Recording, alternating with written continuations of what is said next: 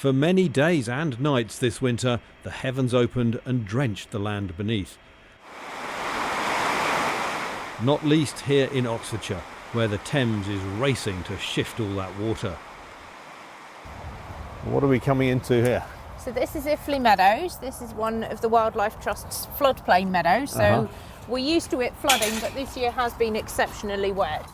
This water meadow is meant to flood in winter, and some species thrive underwater. Certainly some of the plants here love it really wet. They have special adaptations, little snorkels, so that they can actually breathe when they're underwater. Like what? So on their leaves or their stems, they have little holes that will take their plants above the water level so that they can take oxygen down to their roots. But if it goes on too long, parts of the food chain can suffer. Things like small mammals don't do so well when it's underwater because obviously they haven't got anywhere to go, so they either have to climb up trees or bramble bushes to survive, but a lot of them will just simply drown. And then that has a knock-on impact for other species such as barn owls later on in the year, which rely on those small mammal populations. Scientists say climate change will likely mean our winters get wetter and warmer. So our recent experience will move from exceptional to expected. A warmer global atmosphere can hold more moisture.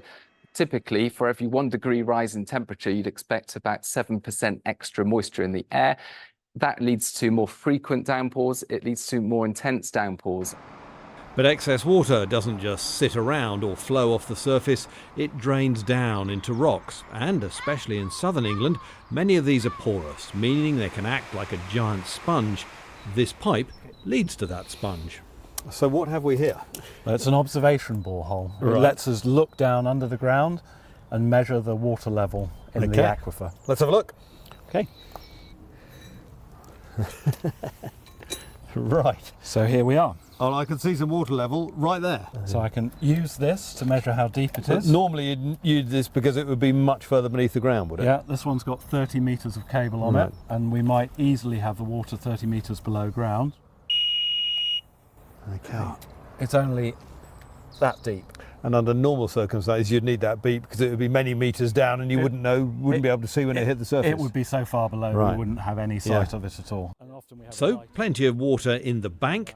Does that secure our supplies into the future? Well, it's positive because the aquifers store a lot of water that actually sustain rivers in the summer, and the wet weather we've had over this winter has been good for aquifers. It's restored a lot of the storage. And that goes for our reservoirs as well. The reservoirs are healthy. At the end of February, we saw that they were over 95% capacity, which is close to average for this time of year. And in fact, they've been replenished since they were very low after the 2022 drought through that autumn and winter. And so they're now in a healthy state. But our food supply depends on what happens above ground. The clay down in the bottom is still marsh-like. And farmer by day, Groove Armada DJ by night, Andy Cato has had a punishing winter. People who did drill crops in the winter, they've been flooded. A lot of people couldn't drill it at all. I didn't manage to drill any. We're now rolling all that through into spring, but for the people who drilled crops and lost them, it's a whole new set of seed.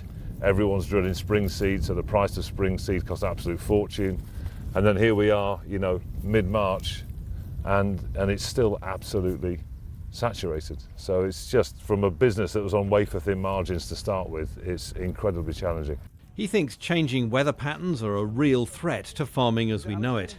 Agriculture has revolved around a stable climate, and so if we go from these, obviously there are variations, but basically predictable framework, to blocks of rain followed by blocks of drought, it's very, very hard to keep the show on the road. And really, the only thing we can do is try and build more resilient soils.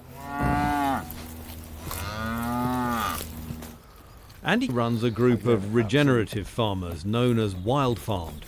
He thinks the key to making agriculture climate change ready lies in the soil. So we take 2 samples, one from a cultivated field and one from the wild margin, and then compare them. This is what's going to allow heavy rain to get in quick and not go down the road and flood someone's house. And then when the drought inevitably comes, which these days it inevitably will, the same connectivity will allow the water to come back up through the soil and keep the crops going. I suppose the other question is, farming generally people think is all about food. It's about other things too, but at core it's about food. Can you produce as much food with a soil like this that's also good in terms of flooding as you can with this, that a soil that's been worked hard? Yeah, well, you can only produce food with resilience. And so when we think about yield, we need to think about yield over time. And as we go towards extremes of weather, of heavy rainfall and droughts, there is no food without soil like this. If we can't infiltrate water and hang on to it, there will be no food. So this whole idea that it's nature or food is a completely false question. We can only have one with the other. For farming and our countryside in general, the wet and warm weather brought by climate change is a clear and present danger, not simply a future threat. Adaptation is key to avoid going under. Tom Heap, Sky News, Oxfordshire.